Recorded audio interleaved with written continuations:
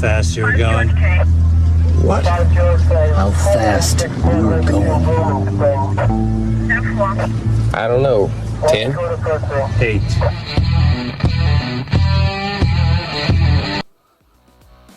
Be advised, this is an explicit podcast. If you're easily offended, get your panties twisted into a knot. Leave now. Run to your safe space. Get your little cloth for your tears. All the opinions expressed on this podcast are those of the host and his guest and do not reflect the opinions of any local or government agency.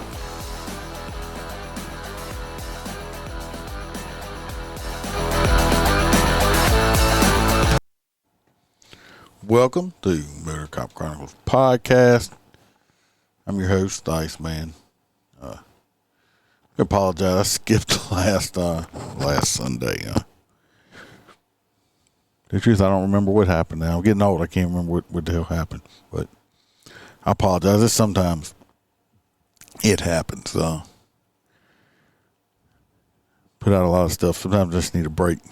I don't know, what you say, my creativity or whatever isn't clicking the way I feel like it should be. I don't want to put out crap. I think I'm just tired and frustrated, which we'll talk about in a minute. Let's get the housekeeping out the way. Go like and subscribe. Share the podcast with your friends, your enemies, your frenemies. Help us get out there. Give us a review. If you're on Apple, we'd appreciate it if you give it a 5-star review. Write it down. We'll shout it out. You can leave a review on Facebook page also. You can, there's a private Facebook page. You got to join up. It's called The Clubhouse. Clubhouse is 2 separate words. I understand it's hard to find sometimes. If you want to join it, you got to go answer 2 or 3 simple questions, and if you answer them correctly, we'll let you in because I'll know that you're listening. If you want more of me, you can go join the Patreon. And there's 3 different tiers: $3, $3 hang around, which you get all the extra episodes and the text I put out on there, and you got the prospect tier, $6. You'll get all the text, the pictures, and the extra episodes. And of course, there's the full-fledged Clubhouse members, $10 a month. You'll get everything, including videos and stuff I put up on there. Plus, you'll get a mug and shout-outs, and you can. Only one person's done it so far, but if you're a $10 person, you can get a Skype call, whichever me or one of the crew members, Box, Holstera, or Freebird. And then $6 you can get a phone call from any of us that you'd like. And I will mail out the Fuck Your Feelings armbands eventually. I haven't forgotten. If you're $10, you'll get a crew member coffee mug mailed to you. They're not for sale for anyone. The only way you can get one is if you're a crew member. Ask Freebird. Because you don't have one. Nobody else has. I don't even have one. But if you don't, it's no big deal. I'm still going to continue to put out a lot of free stuff. If you like cigars, or if you know somebody that enjoys cigars, Christmas time's coming up.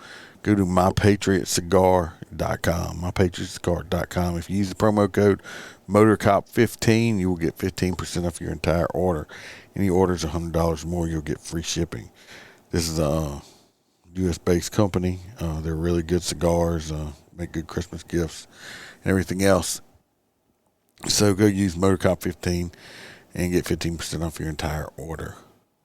If you want any Motorcop merchandise, you can go to the Etsy store, or you can go to the new webpage I set up, www.motorcopchronicles.com.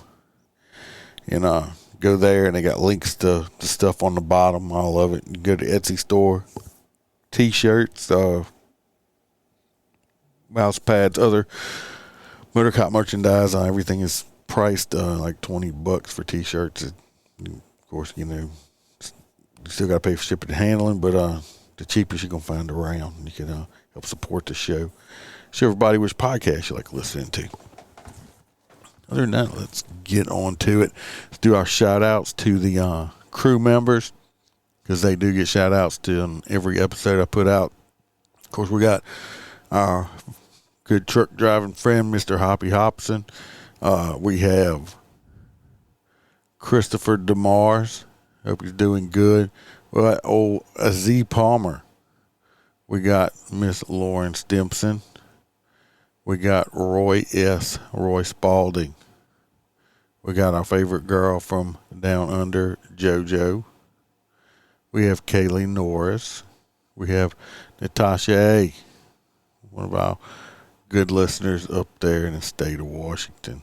And we have Melissa Holstein, the OG crew member, the first one to join. So with all that out the way, I wasted almost 6 whole minutes so far. I'm going to call this episode Embracing the Suck. Yes, Embracing the Suck. I think I mentioned it on the live just past Saturday. Kind of embracing the suck. Why? Let's put it this way. I would trade anything in the world for what I chose my career and got lucky enough to be was a motor man. I know a lot of other cops are like, they don't want to be traffic cops, or a lot of like they want to be traffic cops, but they don't want to ride a motorcycle because it is extremely dangerous. And moreover, because people don't pay attention. Anybody that rides a motorcycle will protest to, But anyway, I wouldn't change any of it. I mean, I feel like it's I'm very proud of it that I've accomplished being a motorcycle cop for 20 plus years, and still am. I'm considered a dinosaur in the motor cop community. It's a young man's job. I'm not gonna lie, but I've been privileged to be able to put this many years in it, and hopefully I'll be able to retire off of a motorcycle, which would be fantastic. But where I get to is embracing the suck is some of the guys look at it, or some people look at it, it's like, oh man, you get to ride a motorcycle, especially civilians, you get to ride a motorcycle for a living. How cool is that? It is extremely cool. But it sucks ass a lot of times too. Okay. I don't know in other areas, like I said, when we're in Louisiana, we got some fucked up weather here. We got 2 seasons, hot and sort of cold. Not cold compared to what the up north people are used to. But our hot is really fucking hot down here. Well, this past Saturday, which made me think about when I was riding, of course, I worked the LSU football game, doing escort, and that was LSU, Alabama, they big rivals. Personally, if y'all know, listen to me long enough, I can care less about sports. But they pay very good money for me to go run escorts, so I'm going to do it. I'm not going to pass up that kind of money. And Saturday here in Louisiana was just in the morning times we had it was 100% rain, and the weatherman got it right. It was a 6:00 p.m. kickoff.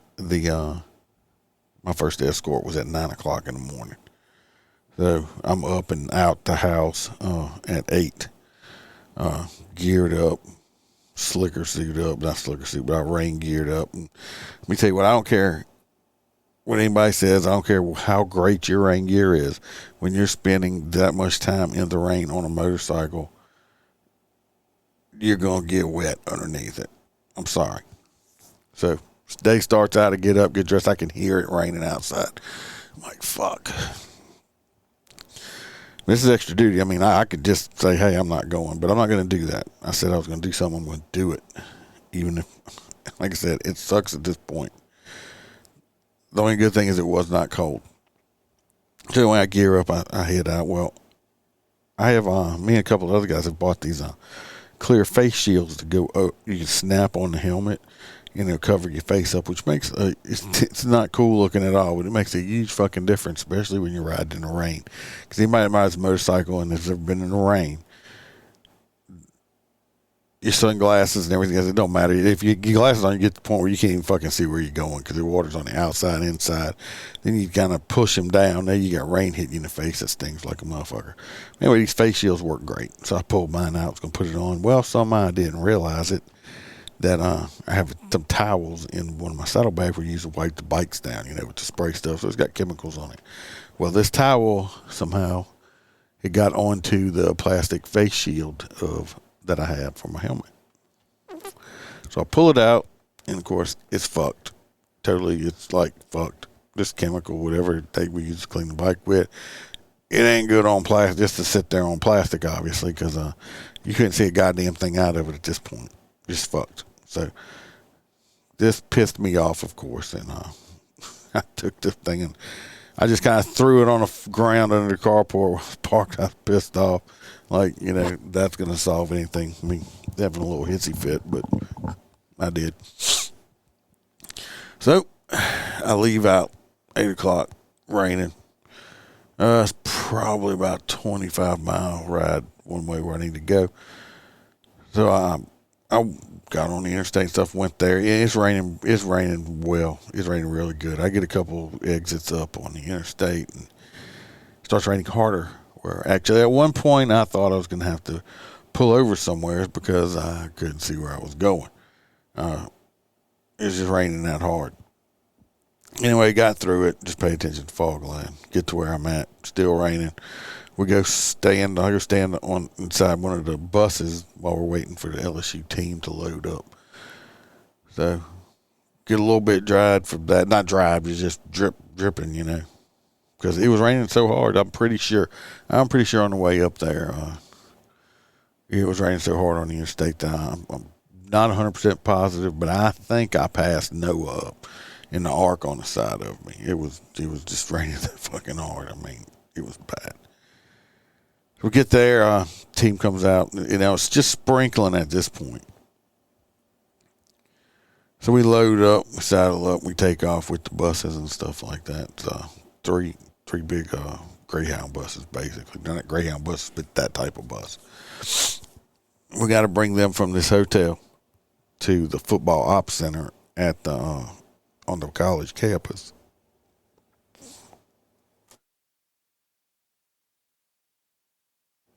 They stay at a different place. I don't know. It's not I don't question. I don't care. I don't know why they do it, but we got to go over there with them. To bring them over there, and like I said, sprinkling when we leave. So that's not too bad. I can deal with the sprinkle. I'm already wet. The whole front of my chest is just soaking wet because, the rain's running down my chin so much, and it just runs down your chin, down your neck, straight to your shirt. So the whole front of I'm wet up top. At least my feet are dry because I wore rubber boots, but.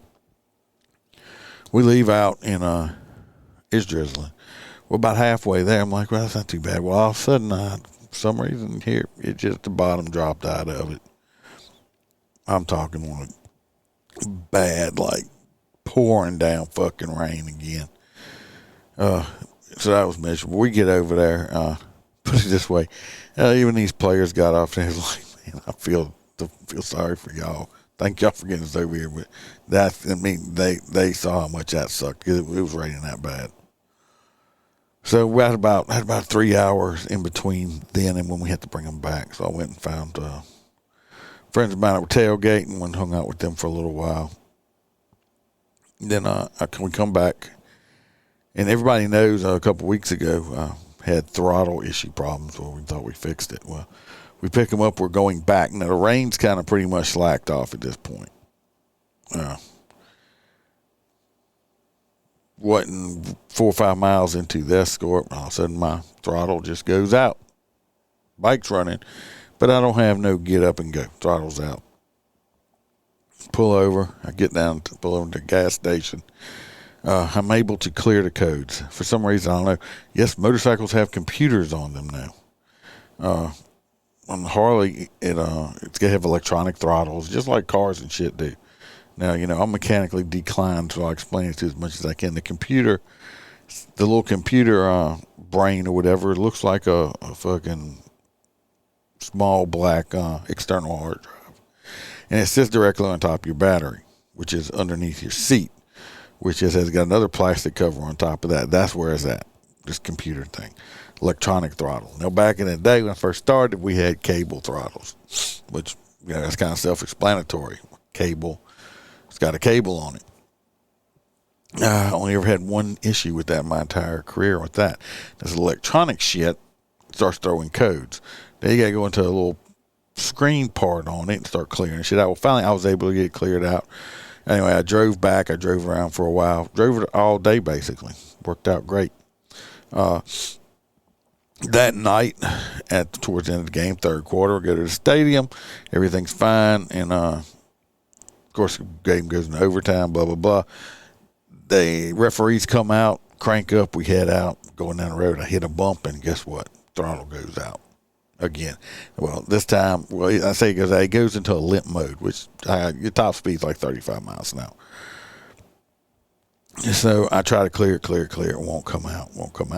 I drive it, limp mode it over to a gas station and try to clear. I had to clear it one time. I'm getting ready to leave. I hit it, throws code again. Now will not clear the code. Called a sergeant, yada yada. I ended up calling a tow truck. I ended up calling for a tow truck again. Anyway, contraflow is going on at LSU. I'll explain contraflow later. Not going to get into it right now. But so it's going to be real hard for this tow truck to get to me where I'm at. This is at the end of the LSU Alabama game. And it was a big ass game. Tens of thousands of people trying to get out of there. So I limp mode over to underneath the overpass where they got a whole bunch of Baton Rouge City cops working traffic stop. Call them, tell the tow truck driver's going to come there. Well, this is the second time in the last couple of weeks I've had to call this man.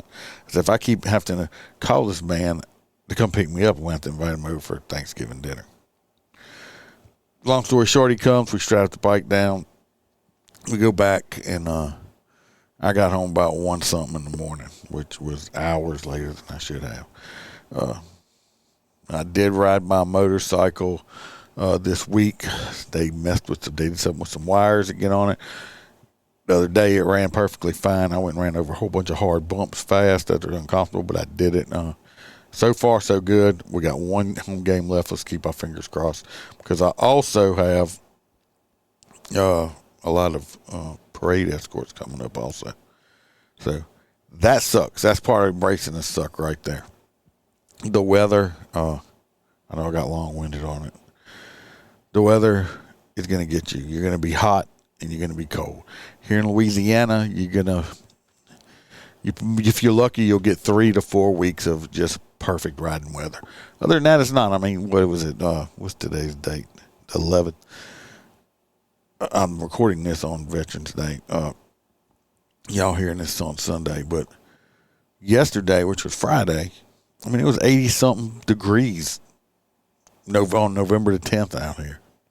80-plus degrees. I mean, I know by a lot of my northern listeners, which I thank you, state of Washington, believe it or not, even though I talk shit about the state of Washington, I will throw out there is the highest listener count, believe it or not. I appreciate y'all. I got another listener up there that's been listening. She knows who she is. We've had some back and forth on was that Instagram, yeah. I'm just gonna try to Penny's mama. I believe she is married to a Leo also. But I think she's up in Washington or something. I appreciate all my listeners in Washington. I don't know how I got found up there, but I appreciate it. Also in Illinois, all these northern states. Texas and Louisiana is pretty good too, but I'm just surprised on how much northerners I have. But so our weather here in Louisiana is mostly hot and semi-cold, like I said before, and the wet sucks. We do tell motor guys, I mean, when you come on, it's great. I do get paid to ride a motorcycle, but deal with the weather. I'm lucky. I work in a department. I have a motorcycle and a unit. Baton Rouge City, a local agency by us. If you're a motorcycle cop, guess what you have? You have a motorcycle. rain, sleet, snow, or shine, that's what you're on. Now, if it's raining that bad, when you go to work, you ride your motorcycle to work or whatever, and when you get there, and you may have, if they have an extra car or something, you might be able to team up or ride with somebody, but that's it. A lot of PDs are like that and stuff like that. So I'm lucky that I do work for the department that we have both we can choose from. But the weather sucks, the cold. Motorcop for life is, I don't know how he does it. He rides in the snow. I'm pretty sure I would probably just freeze to death and fall off my motorcycle because I'm not used to that kind of cold. But he might not be used to the kind of heat that we have either. So, but being a motorcop, be prepared to embrace the suck when it comes to the weather, because it sucks big time ass. Like during summer here, fucking you on a motorcycle putting out 400 or 500 degrees between your legs, and it's 102 degrees within the heat, with the heat index and humidity. It feels like it's 115 or 120 of wet heat. For all my northern people, if you don't know, if you've ever been in a steam room and how thick the air is and sticky, that's how it feels down here during the summertime, just without the steam, as you can see. But the heat sticks to you like a glove. So the heat's really bad. Like I said, coldness, we don't deal with as much cold. But that's part of embracing the suck. Now, for this next one, I mean, that's not funny, what I was just talking about, but it sucks. It fucking sucks so bad. I was riding down the road, spitting water out my mouth because it's raining that hard, just spitting water out my mouth. And I'm thinking, boy, I said, yep, says, be a motor man. It's fun, they say. Yeah, it is fun, but yeah, it sucks ass sometimes. What's happened to me just a few days ago, I was out riding my bike, since they said they think they got it fixed. So I'm out riding. I probably I know I went over a quarter tank of gas. So I put probably 100 or something miles or plus on it, just inside the parish. Going up a major highway, I'm doing about 65, 70, which the speed limit is 65, so don't be thinking I'm speeding. Next thing you know, I had something hit me in my glasses. And I'm like, okay, well, it went up in my helmet. And I'm like, okay, I'll pull over in a minute and get it. And about that time, my right temple in my helmet catches on fire. I'm like, oh, fuck. That I don't know if you ever I got it was a bee, and it stung me directly in my temple inside my helmet. So I ain't like I can just reach up there and swat it away or nothing like that. Can't do it because it's inside my helmet. I'm doing 65, 70. So I'm sitting here and I can feel this motherfucker just stinging the fuck out of me, pumping poison into my temple. I slow down, get the bike pulled over on the shoulder of the road, pull my helmet off, look in it, the bee's not there. So I kind of don't splat because I don't want to, but I sprush and it fell on the ground. The pictures of the bee are on the Patreon account because I gave it to those people the day it happened, right after it happened. But the bee is laying on the ground. I'm like, this motherfucker here. Now my head is on fire and pounding at this point because I reached up and felt. And like I said, this was a BB because he left. I could feel the hard part of it. The stinger was still stuck in my temple, my right temple. I could feel it. It was hard. I could feel it stuck right there. So this motherfucker done pumped every bit of poison he has in his entire life into me. Because he's one of them bees that can sting you one time and then they die. So he gave up. He died and gave me everything he had, and I was feeling it. So put my helmet back on, said some cuss words, and I drove up to a truck stop casino we have, because I was going to heat my lunch up anyway, because I've been doing the pre-made meal things with the serving size and stuff, trying to lose some weight, people. Well, I turn around and go up there and get my shit, go put it down. Well, the little bartender girl finally comes back and I look at her. I was like, how's your eyes? And she's like, well, I got contacts, but they're good. I said, can you see now? You got to understand, this girl's probably, I'm 6'1" with my boots on. Just I say girl, I think she's in her 30s, but she's about 4'9" or 5 foot tall. She weighs about, I don't know, 95 pounds wet. She's a little bitty tiny thing. So I said, so I bend over and I'm like, did you see anything right here? And she's like, I see something. So she gets in her purse. Thank God women carry shit in her purse. She pulls out some tweezers. Well, she pulled that bee stinger out my temple still with her tweezers and put it, and you could see it. So thank to the little bartender girl for pulling the bee stinger out my fucking head. I had a headache for about three hours or so, pretty good. Thank God I'm not allergic to this shit, because I'm pretty sure if I'd have been allergic, I'm pretty sure that wouldn't have been good since it was right there on my head. But yeah, so that's a bracelet that suck right there when I got attacked by Mr. Killer Bee there.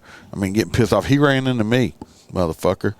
But yeah, I got stung in the forehead with the fucking temple with a bee. So that's the first time I get stung in the head by a bee. I had some go on my helmet before I got them out. Now I did have one hit me in the chest before, a big wasp or yellow jack, I don't remember. And I felt something hit me in the chest. This was many years ago when I didn't have gloves on, and when I reached down, I grabbed, see what the hell hit me. It was right in between my fingers, and he stung me right in between my fingers, and that hurt pretty good too. But I've been hit a bird one time. Bird hit me in the leg. That didn't feel real good. Rocks. So yeah, being a motorcycle cop is to me the best job in the world. And but yeah, you just gotta love to suck sometimes. You just gotta wrap your arms around it and give it a big fucking kiss, because it's gonna suck sometimes. Because it's like I said, you don't have a cage around you like the car cops do. So you got the elements, you got the bugs, you got the stink, dead animals stink, and stuff like that. So anyway, you just got to embrace the suck to be a motorcycle cop. Best job in the world. My opinion, love it. I wouldn't have changed anything. Like I said, I passed up two opportunities to be lieutenant before to stay in motor. It meant that much to me. Now, I'm not gonna bore y'all too much. I went and wrote tickets yesterday afternoon when I got off, and I pulled this one car over doing 80 and a 60, and pull up, and it was a female, and when I'm walking up, I can see her license plate expired in 2020, but I don't know, maybe she was just busy, right? Anyway, I get up there and I'm like, ma'am, the reason I pulled you over is you're doing 80 and a 60. Oh my God, I was doing 80? Yeah, well, that's what that 80 on your speedometer is indicating. I didn't say that, but that's what I was thinking. And I said, I need your license and Louisiana plates. I said, do you have your insurance or registration or anything? I didn't need it, but I just wanted to. Some people will get the stickers in and never put them on their plates. So, of course, she starts digging. I'm like, okay, here we go. Now she had no motor vehicle inspection sticker from the area she's in, was outside suburb of New Orleans, as they call them brake tags, which I used to live there. So I'm like, I said, you don't have no MVI. She looked at me like, huh? I said, your brake tag. She's like, anyway, she had a picture of her driver's license, which I'm thinking, okay, this shit's going to be suspended. Well, no, it wasn't suspended. So, but she had, I would have towed the vehicle. I should have towed it, but she was about 2 hours from her house, and I wasn't waiting for rides anyway. The only thing she had good on the vehicle was her driver's license, put it that way. So I look at her and say, where are you going? She said, oh, I'm going to Lafayette. I'm like, okay. To visit my grandma. I'm like, okay, now at this point, I'm pretty sure, I'm 99% sure that this girl was lying to me. Why, you say? Did she have a red hood on? Was she going there and I'm the big bad wolf and she was going to grandma's house? No. Why do I think that she was lying about going to her granny's house? Well, She has on a bustier thing with the corset black, with the the metal clasp on it. With I'm surprised her nipples wasn't showing. Okay, that much of her titties was hanging out, and her big Botox lips and stuff like that. And I'm thinking, if you go and visit your grandma, wouldn't you just wear regular clothes? Or now this is just me guessing, folks. Or are you late going to a strip club? Because Lafayette's got quite a few strip clubs in it. I'm guessing you late going to the titty bar. You just don't want to say that you a titty dancer and saying you're going to Granny's house dressed like a hooker. Hey, she had nice big boobs. I ain't saying they wasn't nice looking. Could do it at the Botox lips. So, I mean, that's just... He just looks unnatural to me. But anyway, I'm pretty sure. I mean, but she's lying to me. I wrote her ticket. Like she can have to shake her ass in a bunch of dudes' faces to make enough money to pay for that ticket. Hopefully, but I'm pretty sure just lying to me the way she was. I mean, goes to it's her grandma either looking like a hooker or one of those dominatrix or something like that. Fuck, I don't know. I don't care. Don't have to lie to me. Just say, hey, I'm a stripper and I'm running late. I got much more respect for you for that than lying to me about it. If you're gonna be a stripper, be a proud stripper. That's all I gotta say. Be proud of it.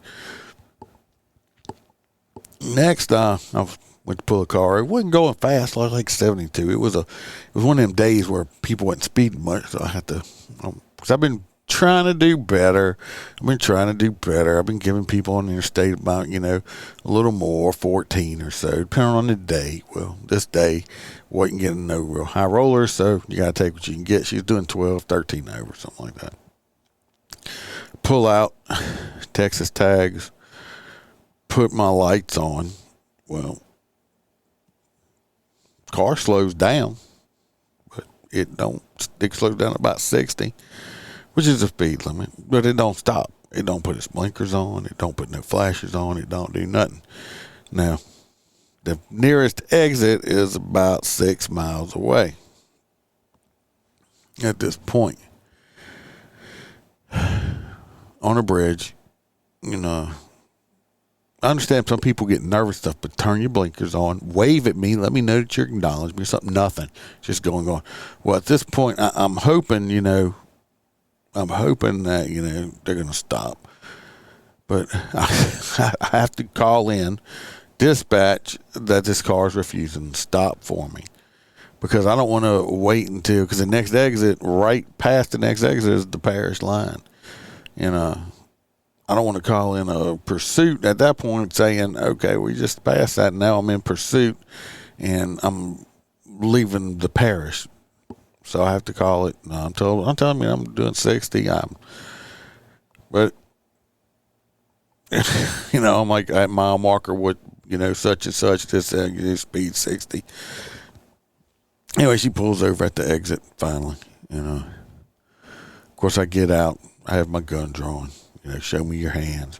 And it's looked like she's been talking to somebody. I say she, but that's what I was guessing. But I was right. Show me your hands. Anybody in the car with you? She puts her hands out the window. Yada, yada. I ended up making my approach when I saw the hands come out, and I kind of saw the side of the head. And come to find out it was a 74-year-old granny. And she's like, ma'am, why didn't you stop? Well, I was just waiting for an exit. Why didn't you indicate that to me? You have to let me know. About 2 minutes after that, the unit starting to pull up because I had code forwarded it at that time, but they were right there. I said, I was calling a pursuit in on you. I said, next time, ma'am, I understand if you're scared. Turn your flashes on. Indicate to me, that you're going to slow down and you're going to pull over. Then I wouldn't have called it in. So, of course, I wrote her a ticket, but I'm like, fuck. It's her own fault.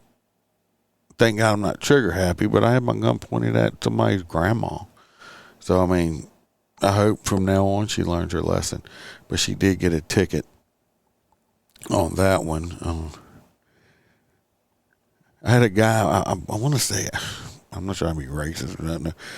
or stereotype. I think he might have been from India, that type of area or something like that. He sounded like it anyway. And I don't understand what some of the foreign people, some of the Asians and even some of the Hispanic people, they'll apologize profusely when you pull them over. I appreciate that you're sorry you're speeding, but that don't mean I'm not going to give you a ticket. You can apologize to me as much as you want. I'm still going to give you a ticket. It's no big deal. You're getting a ticket. But then when he did get a ticket, he kind of got like he got mad a little bit there. So I'm like, well, fuck you. Here's your ticket anyway. Go back to wherever you're going. Getting close to the end here. This last stop I made, of course, the time has changed. I hate this time change bullshit. I hate it with a passion. Well, over here, it's fucking dark at 5:15. It's fucking just dark. 6 o'clock, it's fucking pitch black. So I'm out writing tickets, and my last ticket I'm right after 6 o'clock. So it's fucking pitch black. I'm out on the interstate now, in the bridge area, and when I do get on the entrance ramp, and I get on there's a car, I could tell. Well, I'm bird dogging. I'm pacing them. The vehicle's averaging, between 75 to 76 miles an hour. So I'm like, it's so dark in here. I'm just going to wait until we, get off the bridge to pull them over. So I do. I light them up as soon as we get off the bridge. And while we're pulling to the shoulder, or on the right side, we'll see a fucking coyote standing there, right there in the grass area by the shoulder by the interstate. Now, I've seen coyotes out in this area before. Wildlife in this area is no, stranger to anyone where I'm at. And the coyotes, it's weird because I guess they learn after a while they will stand on the side of the interstate and just wait. They're looking for roadkill, actually, or somebody hit something. They'll go grab the roadkill and eat it, like, they're scavengers. That's what it's doing. Well, we pulling over, and I'm like, fuck, it wasn't starving or nothing, but it was a coyote. And so I get out my vehicle, and now I got a car in front of me I got to watch with. Well, I shine my flashlight behind me real fast, and I'm only about 40 yards away from it. I shine my flashlight, and of course, this motherfucker, his eyes just light up, of course, with the flashlight. And he's just standing there fucking looking at me. And I'm like, okay, you just stay over there, Mr. Coyote. So I go up, make my side approach to the lady. I'm like, all right. And I keep watching. I'm trying to think. It was a woman with her kids, so I wasn't too worried about that. But I keep looking that way. I said, I'm not trying to be rude. I said, I just want to watch him, make sure that coyote don't try to come up on the side of me or nothing. Try to, I'm a big boy. I might look like fucking Golden Corral buffet to that motherfucker. That coyote's like, shit, I could eat on that fat motherfucker for a week. So I'm watching her. So I rate her a ticket. She, whatever it was, the coyote, when I went trying to get it, must have wandered his ass back in the woods or whatever. But yeah, I'm thinking, I said, it's bad enough. I got to make sure I don't get shot making a traffic stop. Now I got to make sure I don't get shot and I don't get fucking attacked by a fucking coyote. So, but I thought that was a little interesting. Welcome to Louisiana there on that one, when you got to be careful that you don't get eaten by the fucking local wildlife while you're writing a ticket. Wonder if them Australian cops ever have to be careful that they don't get attacked by a kangaroo. JoJo needs to see if she knows any cops up there. I'd love to have an Australian cop on. I think that'd be so cool. Also, with the UK listener, if you know any law enforcement that would like to be on, like I said, I'll keep them anonymous, and that would be really neat also. But that basically was what happened this past week. I'm gonna hopefully try to get some. I do have a guy lined up for Thanksgiving. I'm off for the week of Thanksgiving, so I might get some more episodes there. I do have a person I'm supposed to be interviewing, so I'll have a guest there. Other than that, we'll be out for the news. We said we gotta embrace the suck. If you want to be a motor cop, be prepared to embrace it. Give the suck a big fat wet kiss, it'll already be out. I was going to say something else, but it's already be out. Like I said, I appreciate the Patreons. Go order your cigar. They're delicious. Use Motorcop 15 for your promo code and get you a little discount. Go join the private Facebook page over there, the Clubhouse. Other than that, I want everybody to be safe. Watch your back. Watch your partner's back. And remember to smile, because the Iceman could always be behind you. I don't ever slow up, no I don't take shit. I got no love for the fakeness. If you wanna play tough and wanna hate this, I'll always show up. I don't ever slow up, no I don't take shit. I got no love for the fakeness. If you wanna play tough and wanna hate this, I'll always show up and make a statement. I don't ever slow up, no I don't take shit. I got no love for the fakeness. If you wanna play tough and wanna hate this, I'll always show up and make a statement. Everything I do so instinctive and so passionate. Every word I move so descriptive like an adjective. I got a vendetta against people who patented being negative when you should be getting after it. I got facts over tracks, this and that. Spitting slow, spitting fast. I could roast, I could gas. Think I'm okay at last, but I don't know if that can erase all the past. And the pettiness, a reflection of the emptiness. Hilarious, you think you're worth my time, you're delirious. Mysterious, because you hide behind a fake exterior. Inferior, you know I'll always be a bit superior. Get off of me, this ain't no humble brag. I want you to hear words, you can say them back. I want you to feel free from the chains at last, and to believe in what you got, it was built to last, yeah. Now that I've been put through hell, I never got anyone's help. I had to do it all myself.